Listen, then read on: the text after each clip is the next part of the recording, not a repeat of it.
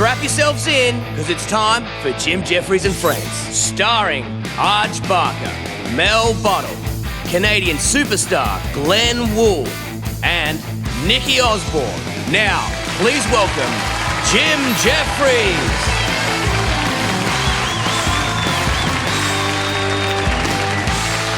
Thank you, sir. Don't think it goes unnoticed, mate. Only one of you did the standing ovation. Thank you, sir. Thank you. No. First of all, this won't get on the show, but well done, Channel 7, eh? Channel 7, the only network that would fucking have me on. There was something, Channel 7 go like this, "Oh, just give him a game show." And they're like, "Have you Googled his material?" "Nah, just..." I think he says a lot. "Yeah, give him a game show." And then the game show did well, and they're like this, "Do you want to do a stand-up show?" And I'm like, well, there'll be a lot of swearing. And they were like, "We're Channel 7, we don't care. We'll put it on at 9:30. Nowhere else in the world would fucking put this level of swearing on network TV except for Australia. God bless you.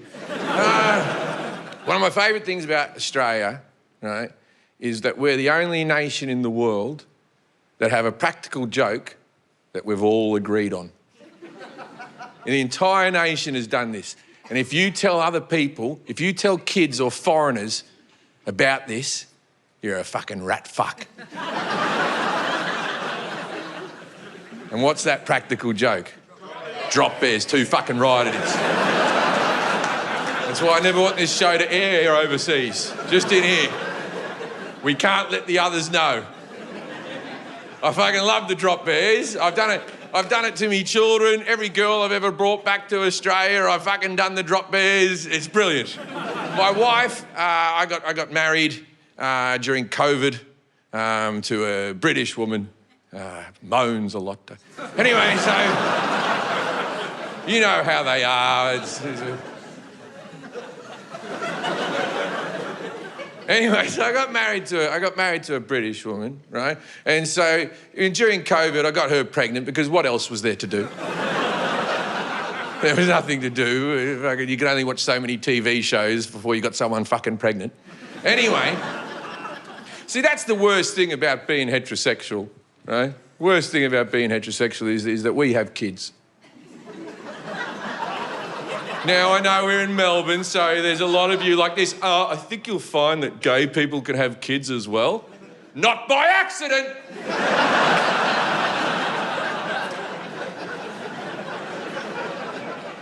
But I love them. I love them.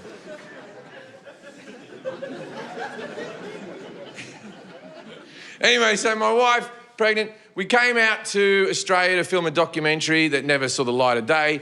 We're out here and my wife's pregnant and it's the first day in Australia and we have to do something out in the bush, right? And they're filming us and we just met the crew and we're walking along and we're walking through the bush and you start subtle with it, don't you? Right? You don't go in too hard. You don't get to the edge of the bush and go, bloody drop bears in there. You got to give it a bit of this.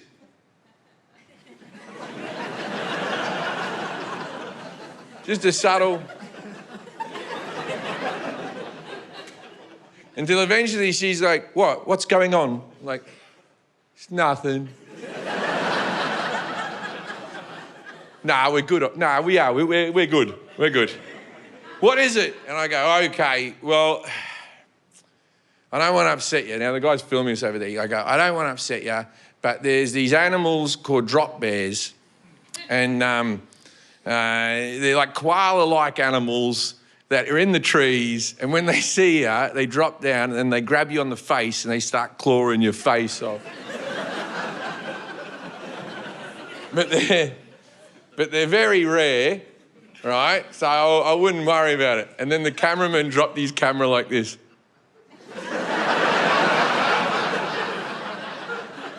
My cousin died from one.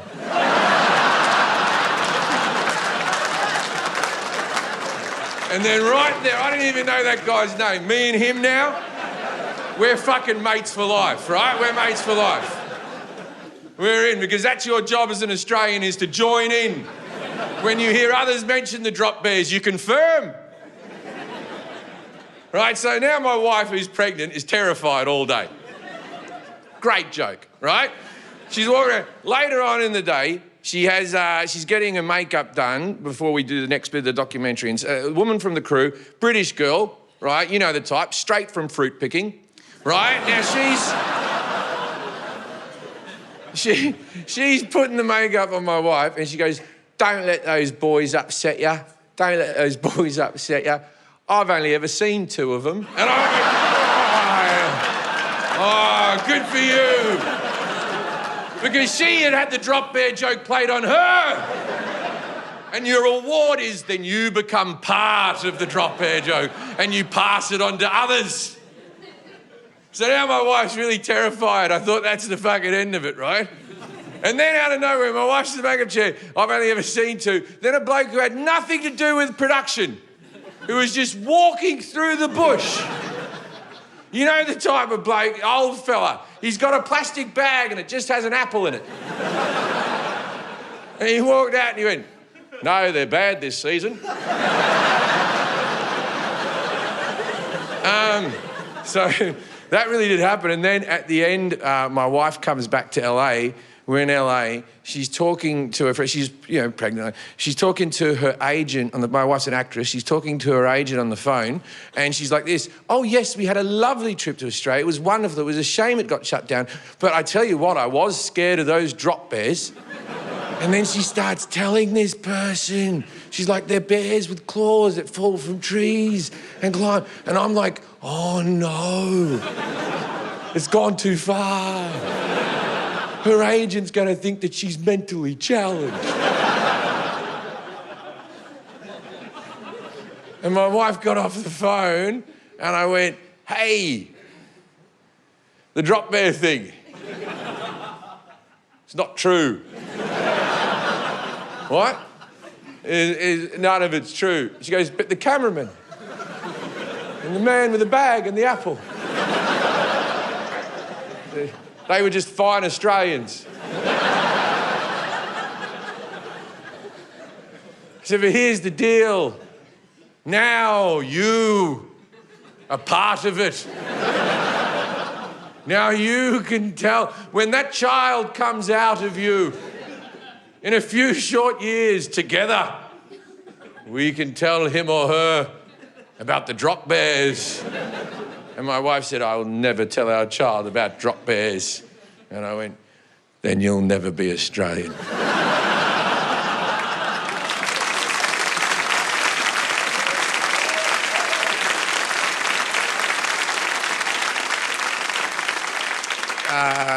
My father is in the audience. My dad and my Uncle Brian, they look like the 2 old from the Muppet Show, don't they? Now, if you've ever enjoyed my comedy over the years, if you found me funny, if you've liked my work, that man, you have to thank that man, because all I've done my whole life is impersonate him. He's the funniest man on earth.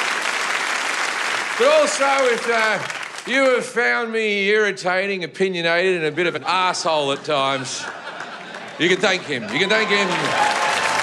There's also... it all comes from him. He is what he is. I brought him up that way, I suppose, and I'm very proud of him. Yeah. Coming up, Mel Bottle, Nikki Osborne, Glenn Wool, and Arj Barker. My Aussie friends always try to convince me, is "Aggie, mate, the snakes are just as afraid of you as you are of them." I'm like, "Really? Are you telling me the snakes are sitting up all night fucking Googling me?"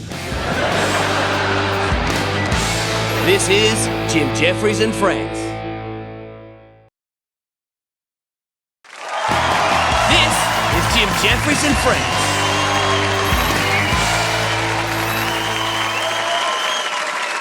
Ladies and gentlemen, our next comedian is an American comic who's an Australian household name. You all know him. Please go crazy for Mr. Arj Barker.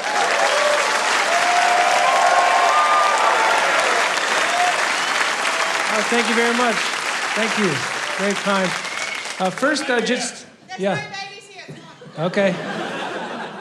Well, I actually wanted to say that if there are any babies here, welcome.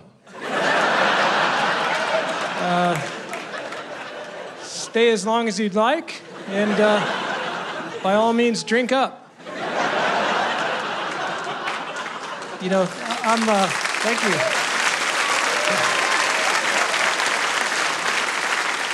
Yeah, I'm delighted to be in front of a positive group of people. I'm feeling a little emotional because it's actually a really important day in my family. It's my beloved great-great-grandfather's birthday today.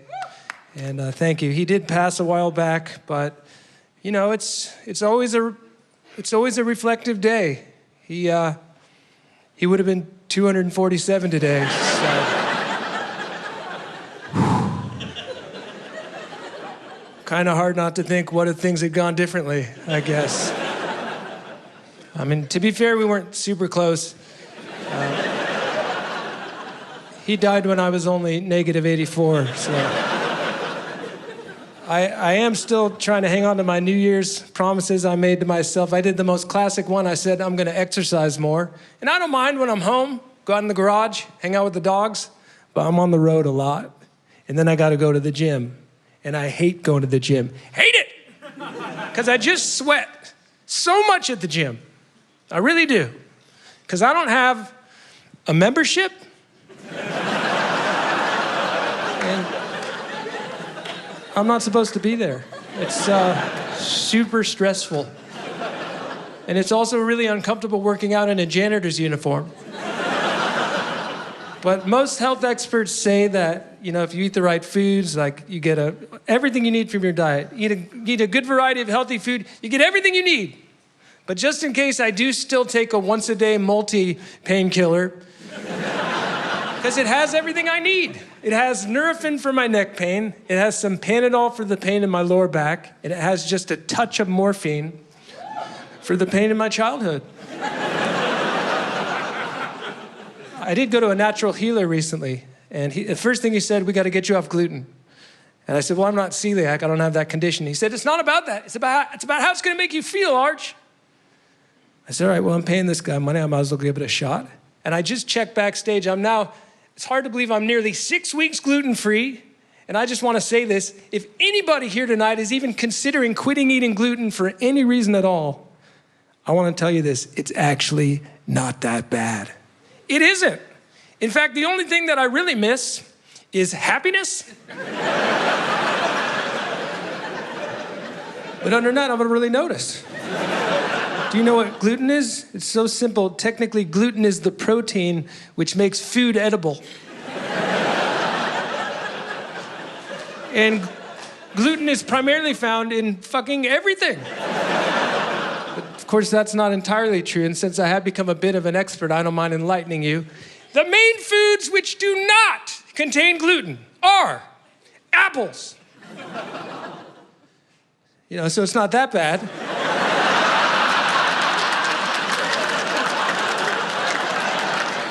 There's about 35 species of apple.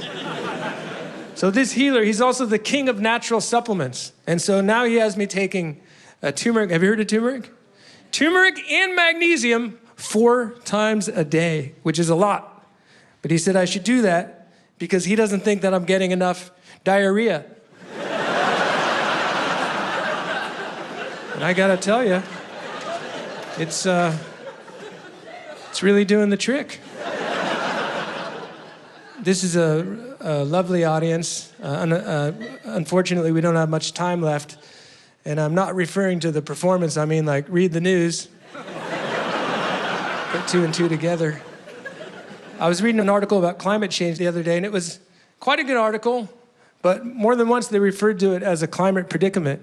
And I was like, nah, guys, I think maybe 15, 20 years ago, sure, climate predicament, but I think we're past that now. I think we're pretty much in a straight up dicament by this point. It's climate dicament, folks.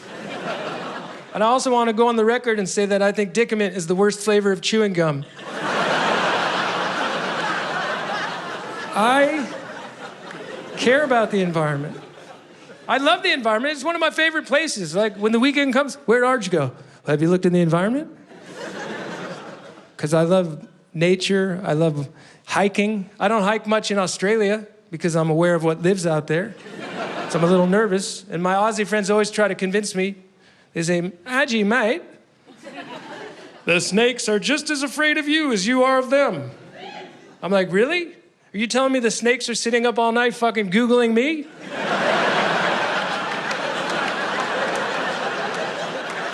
Is Archbarker deadly? And he kills us? How did we know the good Archbarkers from the bad Archbarkers? If Archbarker stepped on us, how long does we have to get to the hospital then? Does we have 20 minutes or 30 minutes? Any other questions, fellas? Well, that's actually a really good one. Why does we have arms? How does we typings if we are snakes? Well, I think you're a lizard who actually infiltrated this joke. And you're taking dictation from the snakes. That's what I think's going on. I am a big animal lover, but my favorite animals are my dogs. I am a first-time dog owner, and I'm goo-goo gaga over those little girls. I love my dogs like they're like a crowbar. They rip my heart wide open. And the love that's coming out, it's not dog love or species specific, it's just love. It just means I would do anything for them, anything. I would run into a burning building for my dogs, even if they weren't in there. I'd say, fuck it, I'm going in. Tell them I did it for them. And people say, well, you're an idiot, Arch, because if you drop dead in your kitchen, your dogs would eat you. Well, I sure hope so, because we don't waste food in my house. And hopefully my spirit will be floating over them like, good girls. Finish your dad. But the dog owners here, are you dog owners here? Yeah, you know this is true. This is true, right? If you're not in charge, they'll take over the house. And as much as I love my dogs, they know I'm in charge. For instance, bedtime, guess what? They know they're not sleeping on my bed, they're sleeping on their bed. And that's it. No more conversation. Admittedly, their bed is on my bed. But they know that they cannot leave their bed for any reason during the night unless A, I'm asleep, or they want to. There's not going to be any more discussion on that, I'll tell you that right now. You know, and if any of you ever were a guest in my home, you would know that I was in charge. Because if you go to someone's house and they're not in charge of their dog, the second you walk through that door, the dog sees you as a target. And they know that the very split second food comes out, that dog's gonna be sitting 1 inch from you, sitting there on the floor, giving you the saddest eyes in the history of sadness. Just like, I'm so sad right now. But maybe if I could just have some of your foods, then I guess I wouldn't be as sad anymore. That'd probably help me out a whole lot, actually. Because we don't do that shit in my house. In my house, if you want something, you bark loud and you bark aggressively. And you snarl if need be, or you can get your ass off the kitchen table. Because I want to be real clear about one thing. Dad didn't build special table stairs for this nonsense. Thank you very much. Good night, everybody. Thank you.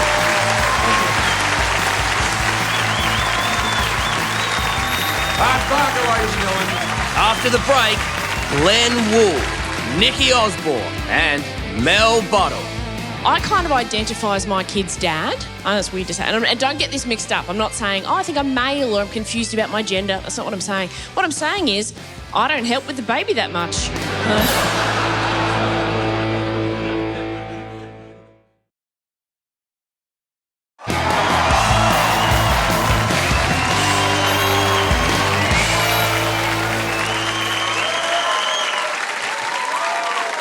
Ladies and gentlemen, our next comedian comes from rural Queensland. She's been on every TV show you can imagine on other channels that I can't mention right now. Ladies and gentlemen, please welcome Mel Bottle. Hello, g'day.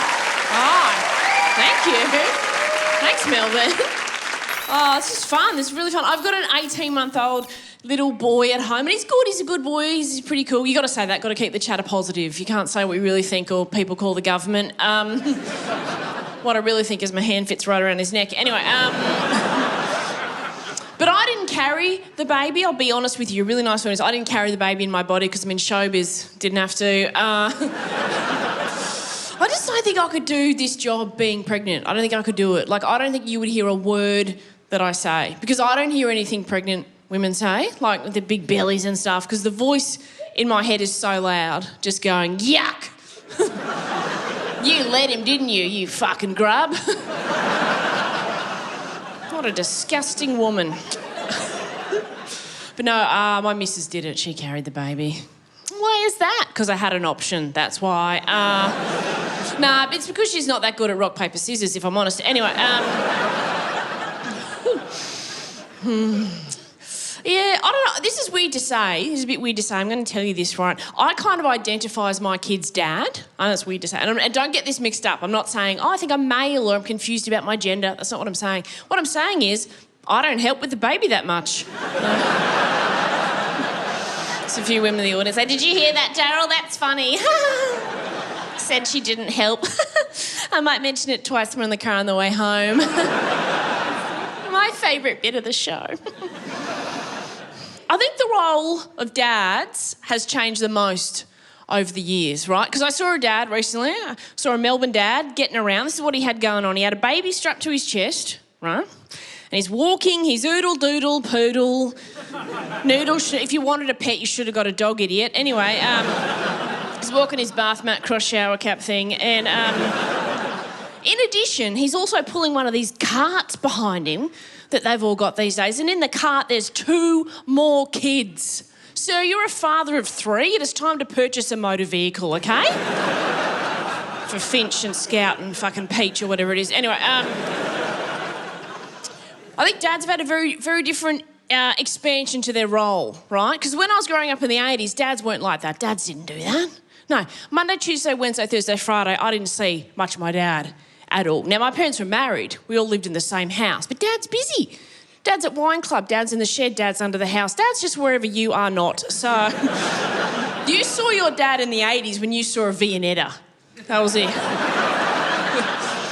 Remember that? Mum would make a special dinner. Be spaghetti bolognese with garlic bread and a salad. Whoa, right? Then a Viennetta with a birthday cake candle would come out in it. And Dad would go, uh-oh, it's someone's birthday. He didn't know who, not his job, right?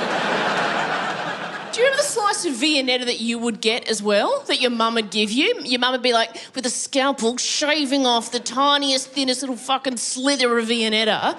And then the bit Dad would get would be like, oh, chunk the size of a Bible. And your mum would go, take that over to your father. What do I want to be when I grow up? A dad, please. You know, Monday, Tuesday, Wednesday, Thursday, Friday, not a lot of your dad growing up, but Saturday mornings, some very special Saturday mornings, my dad would come into my room and he'd say to me the most beautiful sentence a father can say to his child, which is this: do you want to come to the dump with me? Yes, I do. Oh my God, I want nothing more than to go to the dump with you. Wow. And you'd rub it into your mum a bit. Remember, you'd be like, well, Dad and I are going to the dump. Just us. See you later. Just Dad and I. Off to the dump. Not you. You're not invited. Mum would be like, have fun, you two. Pouring her first glass of wine for the day at 10 a.m. Oh. I'm from Queensland, so that's the gesture for pouring a glass of wine. It's a cask. Just sort of translate cross culture there. Oh. Did anyone else have a nighty mum? A mum that was just in a nighty your entire childhood? Like, she would pick you up from school at 3 o'clock. You'd be home at 3:10, 3:15, bang, nighty on. Just a really clear visual symbol that you're not going anywhere and don't ask. Saturday morning, she'd wake up, take off her sleep nighty, put her day nighty on, she's ready to go. Far away in my brain, right, next to going to the dump with Dad, is going to a landscape supply store as well. Right, this is the precursor to Bunnings. And let me say this, like, you would just leave for the day and go out with your dad with what I have on me right now, absolutely nothing. You would just get in the car and go. You hearing me, under 35s? No drink bottle, nothing. No bento-style lunchbox. Nothing. No rashy, no sunscreen, no digital device, no iPad, no backpack, no self-esteem, nothing. So the landscape supply store was one of the most boring places you could go with your dad, and you would get there and there's only one highlight, which was you would get to hear your dad's man voice, because all Aussie men have a voice that they put on to impress other men, right? You've all got one. So you would just, you'd hear your dad's normal voice. He'd say stuff like, righto, get in the car, come on. Where's your shoes? How do you lose your shoes between the front door and the fucking car? Jesus Christ, right? But then at the landscape supply store, he'd meet the bloke serving him, right, going to sell him some topsoil or something. And your dad would just go, hey, g'day, mate, how you going? You're a good bloke, aren't you? Look at you, buddy, build like shit now. What are you, 6'9", 6'10", 6'12"? Hey, look at you, Jay, want to come to my house and spread some fucking topsoil? Are we doing characters? What the fuck? Can I be Rose from the Golden Girls, please? It was boring, though. The landscape supply store was so fucking boring. And this is what you did in the 80s when you were bored. You did this. That's it. That's all you did, was that.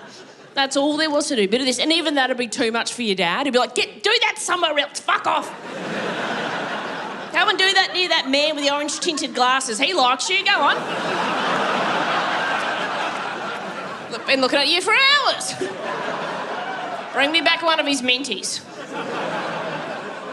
So you just do it smaller. Just do... Then out of the corner of your eye, you would spot a drink machine, right? A soft drink machine, the old school ones filled with cans. And you would think, if I play my cards right, I'm going to get one of those, right? And you would begin your campaign. Because you weren't allowed to make a direct request. It's the 80s, you can't just ask for a soft drink. You know that actually only came in, direct requests, in 1999. That's when it was legal for you to ask your parent for something, right? So you do this, you'd be doing your board stuff, and you just start your campaign by saying, feeling thirsty. Feeling like I might need a drink in a minute. Feeling like it's time to have something interesting to drink. And your dad would hear you, would acknowledge you, right? But he wouldn't turn his back to give you any eye contact. He'd say this, he'd go, there's water in the car. Do you remember the water in the car? 2-litre home brand vinegar bottle, filled up with water, wrapped up in a towel with 2 rubber bands around it, kept in the boot.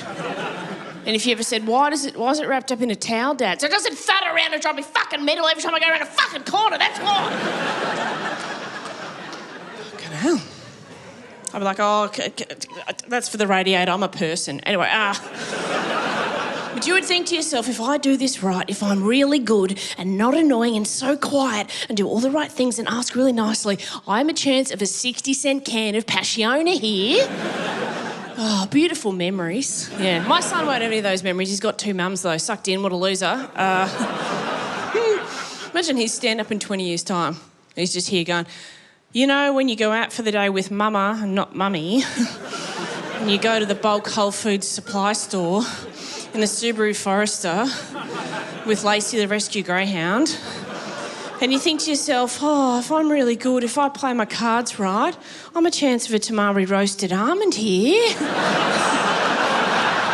I'm going to leave you on that. I'm Mel Buddle. Good night.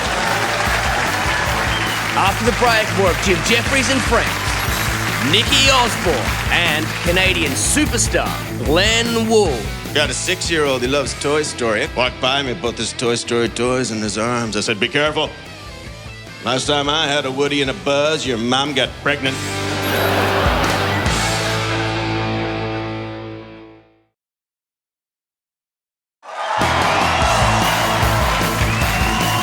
This is Jim Jefferies and friends.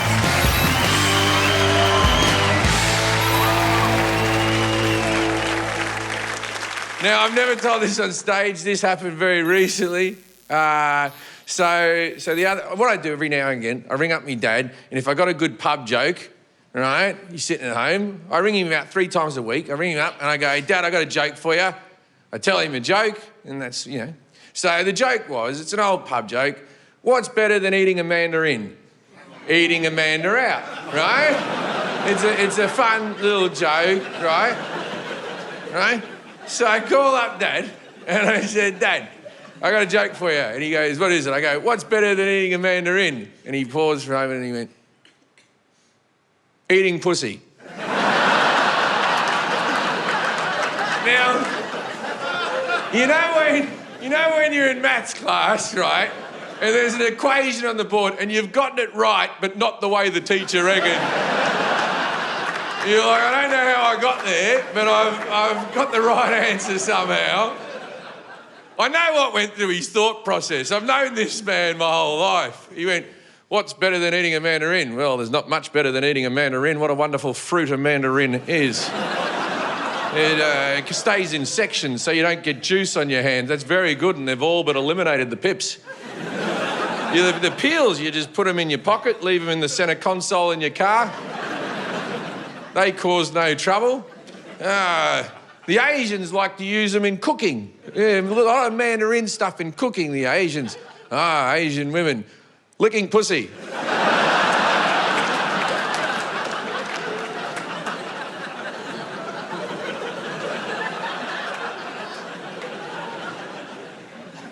Well, ladies and gentlemen, this next comic that I'm bringing out, I have been friends with for 20 years, but more importantly, I've been a fan of for 20 years. I worked with him across the UK. I've worked with him here in Australia now.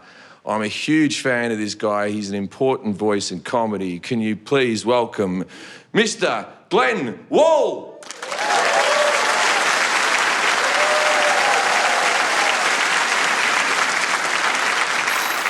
Hello.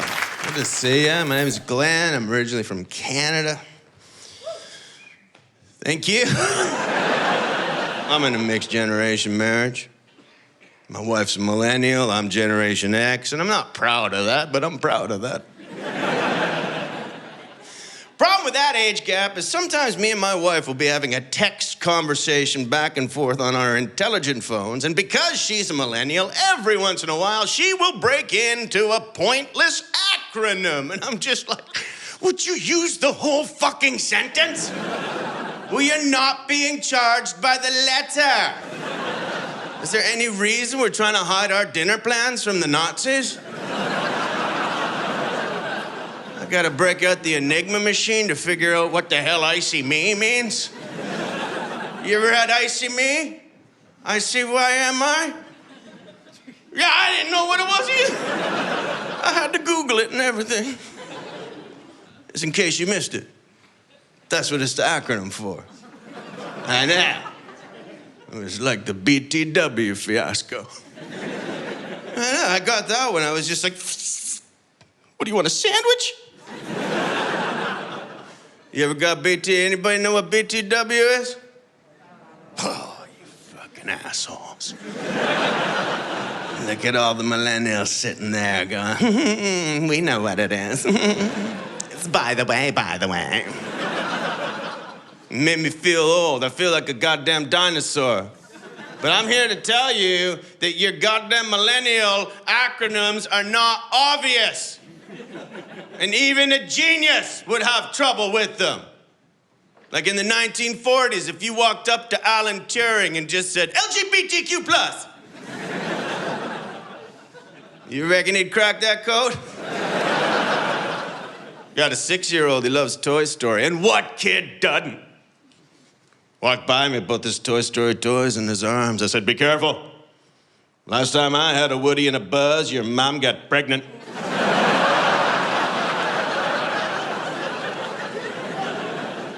But you don't know the whole story. Me and his mother had a lockdown baby. It was very hard to masturbate in a house that your spouse never left. There was only so many times you could go up to the loft, check on the Christmas decorations.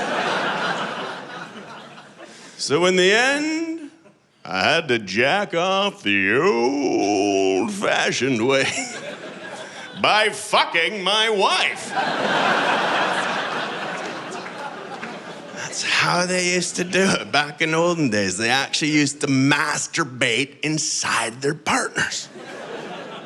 That's why their families were so big. What they would do, they'd use their wife's vagina as a makeshift hand, if you will. I'm getting a divorce. I've been trying to hide it, but yeah. Wasn't because of that bad, but Yeah, I felt bad all those other times in the show. I'm talking about having a wife, and my inner monologue's like, you don't have a wife. I know. Don't feel sorry. No. I know. And she made me move to England and have kids, and then she dumped me. And that's not fair. I know. I now just live in a field in England. It sucks. But at least I'm allowed to be honest about how I feel about England now, because I used to have a wife and I couldn't say all of the things that I felt to keep the peace, and now, fuck it. Like, I hate the royal family. There you go. Fucking bunch of inbred pedophiles, if you ask me. Like, tell me this, does Prince Andrew enjoy his wanks more now that he's a minor royal? Yeah. Take it back the night. I gotta go. I feel like, look, I don't hate all, there's parts of the royal family I like. I like the pageantry. I watched the coronation, I enjoyed that. Charlie got his hat, sure, that's cool. My particular favorite on the day was Camilla. Little Cheshire cat grin on her face. Last time she smiled like that, a car was upside down in a Paris tunnel. Folks, it's great to see you. I've been Glenn. Thank you. Good night.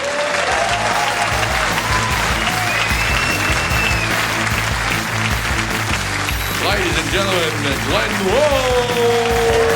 Don't go away. Up next, Nikki Osborne. We should just make Chappelle Corby Barley Barbie, shouldn't we? Yeah? Actually, no, she should be the face of Jenny Craig. I lost 4.5 kilos in 30 seconds. Ask me how.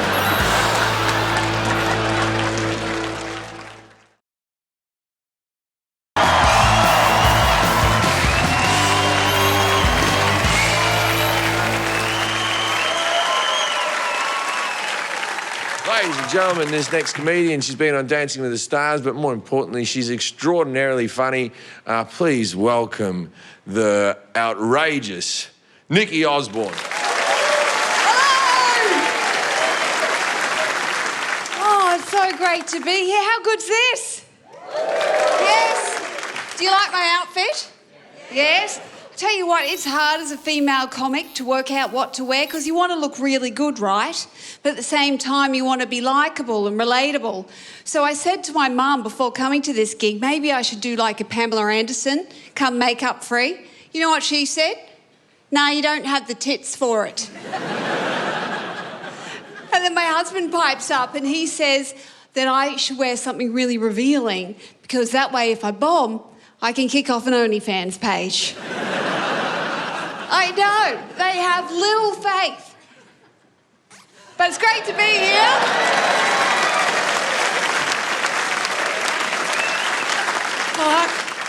I look like slutty mechanic Barbie. She's the one who gives you the full service. I finally went and saw the Barbie movie. We've all seen it? Yeah, there's a few gay fans of Jim. I didn't pick that. I went to see it because I wanted to see what all the fuss was about, and I wanted to see what our Margot had done for Australia. And I've got to say, she's let us down. No, hear me out. Where's Bogan Barbie? Now, what would Bogan Barbie come with? Pack of tinnies, pack of winnies, subscription to Gogglebox? Or if she came in a box set, would she come with 2 kids with shit made-up names and a tradie Ken doll called Brett? What other Barbie should there be? What about Backpacker Barbie? No, she'd just go missing. No, actually, no, they could sell her in bits in a box of sand.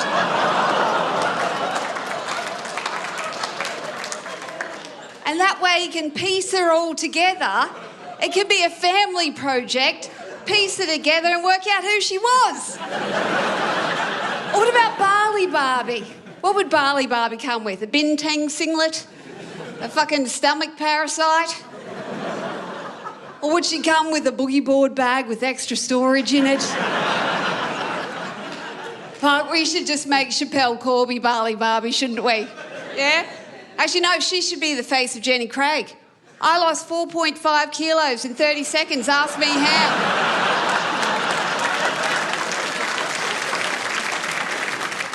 Or what about vaccine Barbie?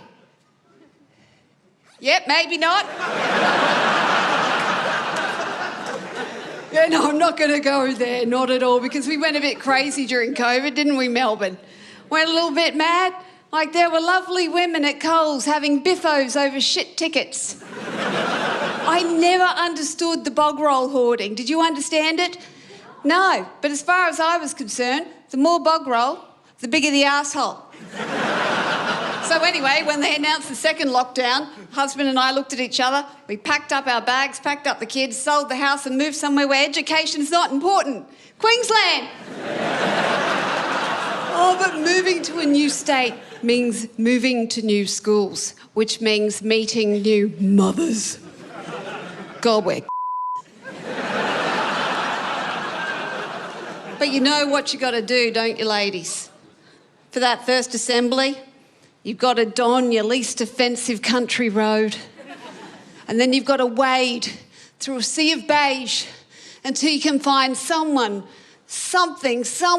that's got something in common with you, you know, day drinkers. So I hit it off with these drunks and we organised play dates really quickly because that's your mission. And then within 24 hours, they all cancelled. Now, this has happened before. And I went to my husband, I said, it's happened again. He's like, what did you do this time? I'm like, firstly, fuck off. Secondly, I don't know. And he's like, oh, did you bang on about what you do for a living?